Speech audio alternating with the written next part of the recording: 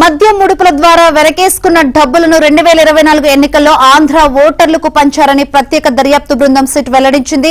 ఈ డబ్బు తరలించడానికి నిందితులు ఏకంగా ఒక ట్రక్కును ఏర్పాటు చేసుకున్నారని తెలిపింది.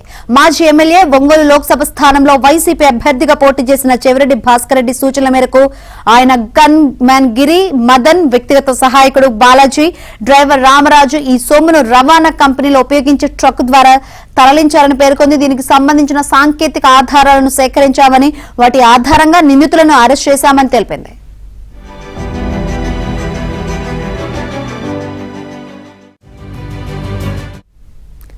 కొలంబో వెళ్తున్న చెవిరెడ్డిని, ఆయన సన్నిహితుడు వెంకటేష్ నాయుడిని సిట్ అధికారులు బెంగళూరు విమానాశ్రయంలో అరెస్ట్ చేసి నిన్న విజయవాడ సిట్ కార్యాలయంలో విచారించాక ప్రభుత్వ ఆసుపత్రికి తరలించారు.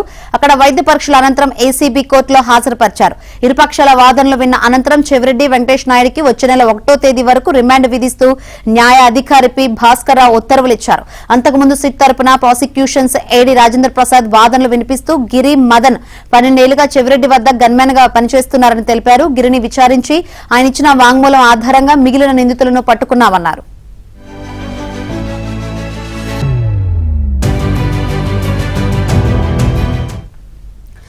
సిట్ కార్యాలయంలో చెవిరెడ్డిని విచారించాక వాంగ్మూలంపై సంతకాలు చేయాలని అధికారులు కాగితాలిచ్చారు. వాటిని ఆయన చించి పారేశారు.